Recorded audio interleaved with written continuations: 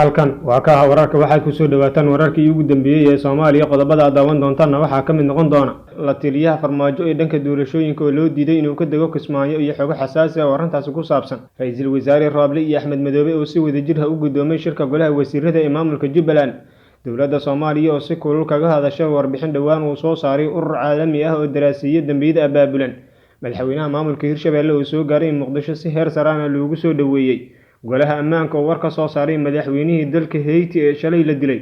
qodobadaas oo faahfaahsan ayaa daawan doontaan haddii ay tahay markii kuugu horeysay aad soo booqato subscribe inoo saar YouTube-ka muuqaalkana like saar asxaabtaadana u share garay si saaxiibo wanaagsan oo adiga kula mid aan u yeelano waa hagaag haddii aynu ku bilowno la taliyihii dhanka doorashooyinka ee madaxweyne Maxamed Cabdullaahi Farmaajo ayaa waxaa loo diiday inuu ka dago magaalada Kismaayo ee xarunta dowlad goboleedka Jubbaland wararka laga helayo magaalada Kismaayo ee xarunta gobolka Jubbada Hoose ayaa waxay sheegayaan in saaka garoonka diyaaradaha ee magaalada Kismaayo laga celiyay Cabdi Cali Raage oo ah shakhsi si weyn ugu dhow madaxweynaha muddaxileedkiisu dhamaaday ee Soomaaliya Maxamed Cabdullaahi Farmaajo saraakiil sarsare oo ka tirsan garoonka Kismaayo ayaa waxa iyagu ay sheegeen in Cabdi Cali Raage lagu celiyay amar ka soo baxay madaxda sare ee maamulka Jubbaland kadib markii diyaaradu uu ka soo raacay magaalada caasimadda ee Muqdisho isla markaana inuu ku wajahnaa deegaanada maamulka Jubbaland gaar ahaan magaalada Kismaayo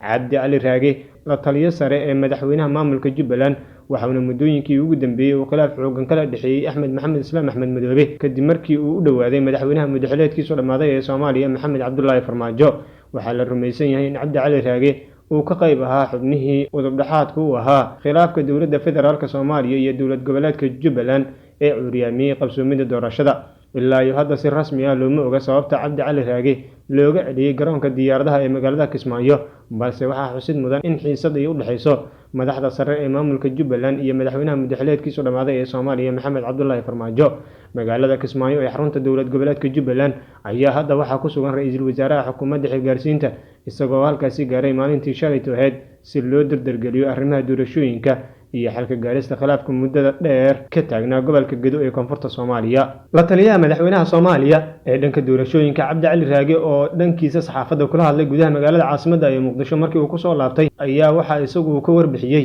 waxyaabihii uu kala soo kulmay deegaanada maamulka Jubbaland Cabdi Cali Raage ayaa wax laga xumaado ku sheegay in loo diiday magaalada Kismaayo oo arrimo la xiriira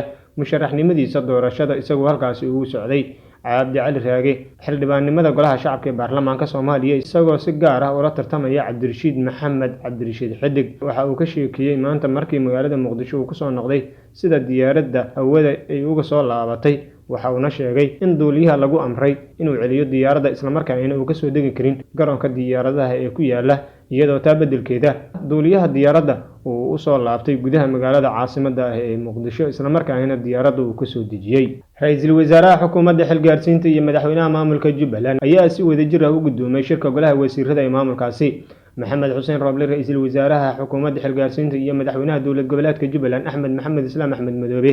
ayaa maanta si wadajir ah waxay u gudoomeen shirka golaha wasiirada ee maamulka Jubbaland ka oo maanta ka dhacay magaalada Kismaayo shirka oo ahaa mid albaabadii u xiran yihiin ayaa sidoo kale goobjoog waxaa ka ah wasiirro ka tirsan xukuumadda federaalka Soomaaliya oo ka qayb ahaa socdaalkii Roble uu shalay ku tagay magaalada Kismaayo intii uu socday waxaa shirkan diiradda lagu saaray xaaladda Jubbaland iyo arrimaha doorashooyinka dalka oo ka dhacay magaalooyin ka tirsan maamulkaasi sidoo kale waxaa kulanka golaha wasiirada ee maamulka Jubbaland oo ka duwanaa sidii hore loogu soo hadal qaaday sidii loo xoojin lahaa wada shaqaynta wasaaradaha xukuumadda federaalka iyo kuwa kale ee dowlad goboleedka Jubbaland maadaama ay bahwadaagayeen ra'iisul wasaare Maxamed Xuseen Roble oo shalay gaaray magaalada Kismaayo ayaa waxa uu kulamo ka bilaabay magaaladaas waxa uu la kulmay siyaasiyiinta ka soo jeeda maamulka Jubbaland gaar ahaan gobolka Gedo isagoo kala hadlay dadaalada uu xafiiskiisa wado ee ku aadan dib u heshiisiinta gobolkaasi waxa kale oo ra'iisul wasaaruhu uu booqday meelo badan oo ay ka mid tahay dekedda magaalo xeebaadka Kismaayo isagoo uu ku weelinayay socdaalkiisa madaxweynaha maamulka Jubbaland Axmed Maxamed Islaam Axmed Madoobe waa safarkii ugu horeeyay Maxamed Xuseen Roble uu ka tagay deegaanada maamulka Jubbaland tan iyo markii loo magacaabay ra'iisul wasaaraha xukuumadda Soomaaliya waxa uu socdaalkiisu ka qayb yahay socdaallo kala duwan oo muddooyinkii ugu dambeeyay uu ku marayay deegaanada maamul goboleedyada dalka Axmed Maxamed Islaam Axmed Madoobe iyo ra'iisul wasaaraha xukuumadda xilgaarsiinta Maxamed Xuseen Roble ayaa shalay ilaa iyo hadda waxa iyagu ay yihiin kuwa aad isugu dhow iyagoo hadda ku wada sugan magaalada Kismaayo ee xarunta gobolka Jubbada Hoose ra'iisul wasaare Maxamed Xuseen Roble ayaana sidoo kale waxa la filayaa in mashaariic kala duwan uu ka dhagax dhigo magaalada Kismaayo ee xarunta maamulka Jubbaland uu ku taliyo. Ra'iisul Wasaare Maxamed Xuseen Roble ayaa sidoo kale xogo horadhaca waxa ay tilmaamayaan inuu doonayo in Axmed Maxamed Islaam Axmed Madoobe uu ku qanciyo in madaxweyne Maxamed Cabdullaahi Farmaajo uu heshiis rasmi ah la gaaro, iyadoo taa beddelkeeda Axmed Maxamed Islaam Axmed Madoobe lagu abaalmarin doono in gacanta loo geliyo gobolka Gedo oo hadda ay maamulaan dowladda federaalka Soomaaliya. Dhinaca kale, dowladda federaalka Soomaaliya ayaa jawaab ka bixisay warbixin dhowaan ka soo baxday urur caalami ah oo daraasiyay dambiyada abaabulan, waxa uuna si gaar ah uga hadlay arrimaha kalluumaysiga. Warqad ka soo baxday wasaaradda kalluumaysiga ee xukuumadda Soomaaliya ayaa waxaa loogu jawaabay ururkaasi caalamiga ah, waxaana lagu sheegay in warbixinta uu soo saaray ururkaasi ay tahay dacaayad lagu soo xumeynayo horumarka laga sameeyay kalluumaysiga. Sidoo kale, wasaaradda ayaa waxa ay shaacisay in warbixintaasi si gaar ah loogu beegsaday iyaga, isla markaana laga leeyahay dano siyaasadeed sida qoraalka jawaabta lagu sheegay. War-saxaafadeedka ayaa sidoo kale waxaa intaasi uu ku darayaa in arrintaasi looga gol leeyahay in la difaaco dano shisheeye, gaar ahaan maraakiibta xaalufinta ka wada xeebaha Soomaaliya. Wasaaradda oo lagu dhaliilay qaabka ay u bixiso shatiyada ayaa ugu dambeyn waxa ay shaaca ka qaaday inay sii wadi doonto gudashada waajibkooda loo igmaday, isla markaana ay taageeri doonto shirkadaha wadaniga ah ee ka shaqeeya arrimaha kalluumaysiga dalka. Si kastaba ha ahaatee, warbixintii ka soo baxday ururka caalamiga ah ayaa waxaa lagu sheegay in haatan ay sii xoogeysteen kalluumaysiga sharci darrada ah ee ka jira xeebaha Soomaaliya kadib markii hoos loo dhigay weerarada kooxda burcadbadeedda ah tan iyo sanadkii 2012. Warbixinta ayaa sidoo kale waxaa lagu sheegay in maraakiibta shisheeye ee kalluumaysiga ay si tartiib ah ugu jallaabtaan badaha Soomaaliya, gaar ahaan kuwa ka soo jeeda Iiraan, Yemen iyo koonfurta dalkaasi Aasiya.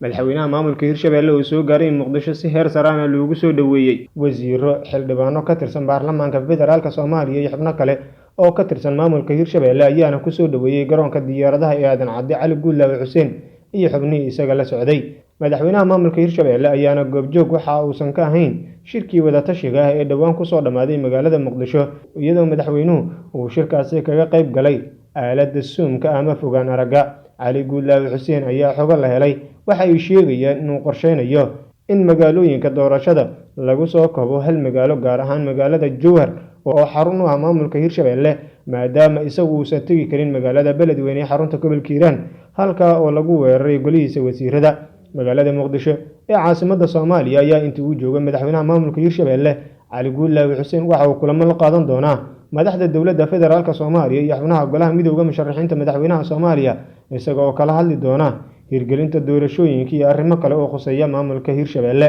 Cali Guulaawe Xuseen ayaa muddooyinkii ugu dambeeyay waxa uu ku sugnaa dalka Turkiga, waxaana maanta uu soo gaaray gudaha magaalada caasimadda ee Muqdisho. Sidoo kale, madaxweynaha ayaa waxaa la filayaa in maalmaha soo aadan uu ambabaxo magaalada Jowhar oo ah magaalada uu ku taliyo maamulka Hirshabelle, waxaana madaxweynuhu sidoo kale la filayaa in maalmaha soo aadan uu halkaas kula kulmo madaxda dowlad goboleedka Hirshabelle, iyadoo sidoo kale xogo soo baxaya ay tilmaamayaan in Yuusuf Axmed Hagar Yuusuf Dabageed uu tagi doono magaalada Jowhar ee xarunta dowlad goboleedka Hirshabelle, isla markaana halka uu kula kulmi doono madaxweynaha maamulka Hirshabelle Cali Guulaawe Xuseen. Waxaa kulankooda si gaar ah la saadaalinaya inay kaga hadli doonaan waxyaabihii ka dhacay magaalada Beledweyne ee xarunta gobolka Hiiraan, halka oo Yuusuf Axmed Hagar Yuusuf Dabageed isagu hadda uu ku sugan yahay. Yuusuf Dabageed oo hadda ah madaxweyne ku-xigeenka dowlad goboleedka Hirshabelle ayaa waxa isagu dhowaan uu sheegay in magaalada Beledweyne ee xarunta gobolka Hiiraan doorasho ay ka dhici karto marka la sameeyo hal arrin oo kaliya, isagoo arrintaasi sheegay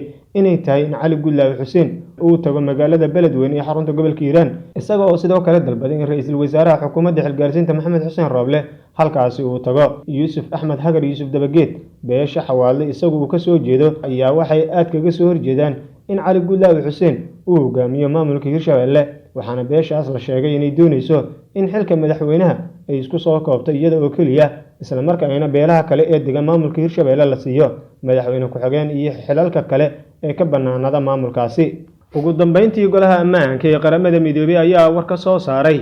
madaxweynihii dalka Haiti ee shalay la toogtay. Golaha ammaanka ee qaramada midoobay ayaa war ay soo saareen ugu horreyn waxa ay ku sheegeen inay cambaareynayaan falkii aadka u xumaa ee shalay lagu dilay madaxweynaha dalka Haiti isagoo ku sugan gurigiisa oo ku yaala gudaha waddankaasi. Madaxweynaha dalka Haiti ayaa shalay waxa lagu dhex toogtay hoygiisa iyadoo la rumaysan yahay in dilkiisa ay ka dambeeyeen kooxo burcad ah oo dalkaasi aad ugu xoogan. Madaxweynihii dalka Haiti ayaa markii la dilay ilaa iyo hadda ciidamada ammaanka waxa ay wadeen howlgallo kala duwan oo ay ku baadigoobayaan dadkii ka dambeeyay dilka madaxweynaha. Ciidamada ammaanka ayaa sidoo kale waxaa la sheegay inay toogteen tiro dad ah kuwa oo looga shakisan yahay inay iyagu ka dambeeyeen dilka madaxweynaha isla markaana ay ahaayeen kuwo calooshadu shaqaystayaal ah. Ciidamada ammaanka ayaa sidoo kale waxa ay xabsiga dhigeen tiro kale oo dhalinyaro ah kuwa oo gaaraya 2 ruux oo iyaguna loo haysto in falkaasi ay ku lug lahaayeen, waxaana ciidamada ammaanka sidoo kale la sheegay inay ku raad joogaan dad kale oo lagu tuhumayo in dilka madaxweynaha ay wax ka ogaayeen. Waad ku mahadsantihiin daawashada muuqaalkan. Haddii ay tahay markii kuugu horeysay aad na soo booqato, subscribe noo saar oo gambaleelka furo, asxaabtaadana u sheer garay.